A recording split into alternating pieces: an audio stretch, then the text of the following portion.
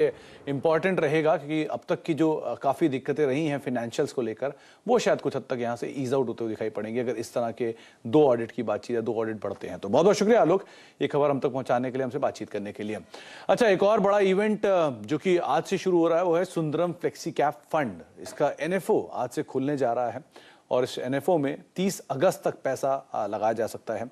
इस फंड से और ज़्यादा बातचीत करने, फंड के डिटेल्स पे और बातचीत करने के लिए कंपनी के एमडी सुनील सुब्रमण्यम सर हमारे साथ मौजूद भी हैं। सुनील सर नमस्कार, स्वागत है आपका कार्यक्रम में।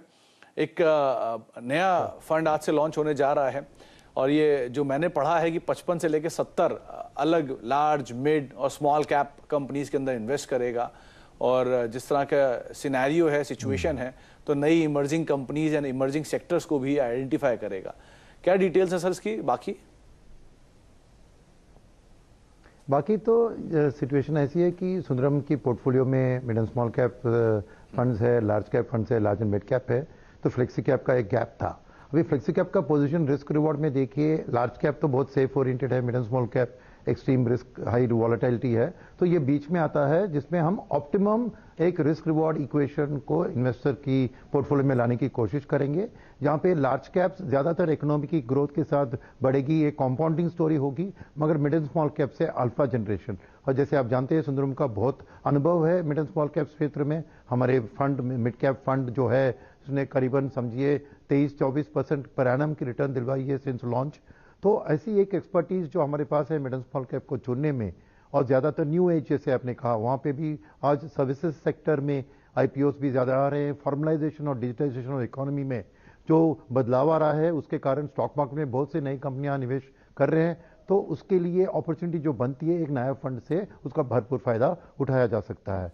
वैसे ही at the same time timing ये फंड का लॉन्च अब बहुत सही लग रहा है, क्योंकि पिछले 6-8 महीने की वॉलेटिलिटी जो एफआईएस की पुल आउट के जरिए शुरू हुई, अब इस क्वार्टर में देख रहे हैं उसकी वापसी। और इसका मेन कारण यह है कि इंटरनेशनली जो इन्फ्लेशन का जबरदस्त बढ़त के कारण जो रेट हाइक हो रही हैं, वहां पे एक रिसेशनरी एनवायरनमेंट का ऐलान कर रही है, और उसमें तेल का दाम अगर एक गिरने की गुंजाइश है तो इंडियन इकोनॉमी के लिए वो एक बेहतर अनाउंसमेंट है, इसलिए एफआईएस की वापसी देख रहे हैं। तो इक्विटी के लिए वापस जमाना सामने आ रहा है। और फ्लेक्सी कैप का एडवांटेज ये है कि एफआईएस की वापसी में आपको लार्ज कैप को सपोर्ट मिलेगा, बट इंडियन ग्रोथ स्टोरी का आपको मिड एंड स्मॉल कैप से आपको एडवांटेज लेना पड़ेगा। तो एक ब्लेंडेड अप्रोच लार्ज, मिड और स्मॉल को लेने से आप रिस्क और रिवॉर्ड दोनों को कंट्रोल करते हुए एक अच्छी वेल्थ क्रिएशन भी प्लानिंग कर सकते हो। और ये फंड की खास चीज वही है कि ये अल्टीमेटली एक ऑप्टिमम अपॉर्चुनिटीज को एडवांटेज लेकर इन्वेस्टर को अच्छा रिटर्न दिलवाने की कोशिश करें। अच्छा सुनील सर, इसी पे मैं फर्दर एक बात और पूछना चाहूंगा।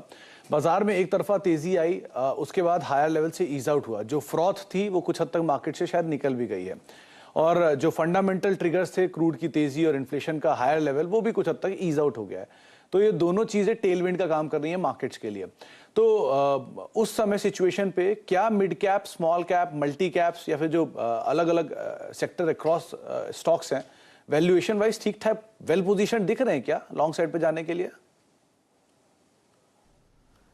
देखिए, स्मॉल कैप में तो अभी वापस डिस्काउंट टू लार्ज कैप में आ गया है। मिड कैप अभी भी लार्ज कैप के डिस्काउंट प्रीमियम में चल रहा है, और लार्ज कैप इटसेल्फ आप देखिए 22 के 1 ईयर फॉरवर्ड पी से करेक्शन होके नीचे 10-15% नीचे आ गया है। तो लार्ज कैप सही प्राइस में दिख रहे हैं, स्मॉल कैप सही प्राइस में दिख रहे हैं। मिड कैप थोड़ी महंगी ले रही है बिकॉज वो एक ग्रोथ इन ईपीएस का फोरकास्ट को ऑब्जॉर्ब कर रहे हैं। तो एक ब्लेंडेड अप्रोच लेने की जरूरत होगी, क्योंकि सेक्टर स्पेसिफिक अगर पीई देखिए तो बहुत फर्क होता है बिटवीन सेक्टर्स।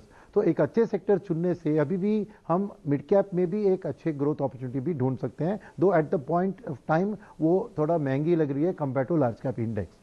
मैं प्योरली इंडेक्स से मत जाओ, नहीं जाइए, क्योंकि जो हम 55 से 70 स्टॉक चुनेंगे उसमें एक ब्लेंड ऑफ ग्रोथ और वैल्यू होगा, मगर टिल्ट टुवर्ड्स ग्रोथ होगा। जी अच्छा सुनील सर, जाते थे एक सवाल और, क्योंकि जो मैं पढ़ रहा था वो सभी निवेशकों के लिए ये फंड बेटर है जहां पर जो मार्केट में पहली चीज तो डायरेक्टली इक्विटी में निवेश करना चाहते हैं, बहुत कुछ जानते नहीं बाजार के बारे में, दूसरा जिनका रिस्क एपेटाइट ठीक है, और तीसरा साइक्लिकल बिजनेस से अलग होगा यहाँ सिचुएशन, जो साइक्लिकल ट्रेंड्स रहते हैं उसको ईज आउट करेगा। इसको कैसे रीड करूं? करेक्ट, करेक्ट, जो आपने कहा बहुत सही बात है, क्योंकि large caps generally anti cyclical होते हैं और मिड और स्मॉल कैप्स प्रो साइक्लिकल होते हैं। तो क्या होता है कि एक लार्ज कैप को कांस्टेंट अगर आप 50 to 80% रखेंगे पोर्टफोलियो में, आपको साइक्लिकलिटी का इम्पैक्ट थोड़ा दब जाएगा, और जब एफआईएस की वापसी है तो उससे भी ज्यादा रिटर्न भी बनने का एक आशा रख सकते हैं। वेरएज मिडिल स्मॉल कैप का हम सिक्लिकलिटी के हिसाब से उसके उतार चढ़ाव करेंगे पोर्टफोलियो के अंदर, और खास करके हम अपना स्मॉल कैप एक्सपोजर को जितना मिड कैप ले रहे हैं उसका आधा ही रखेंगे, यानी 2/3 मिड कैप और 1/3 small cap with in mid and small cap. तो ऐसी एक एलोकेशन के कारण आपको एक साइक्लिकलिटी का जो हम कहते हैं ना, एक सिनुसॉइडल वेव जो होता है उसको डैम्पन करके एक स्टेबल रिटर्न्स देने की कोशिश करेंगे। इसलिए हमने फंड का कैच फ्रेज भी ऑप्टिमाइजिंग अपॉर्चुनिटीज चुना है।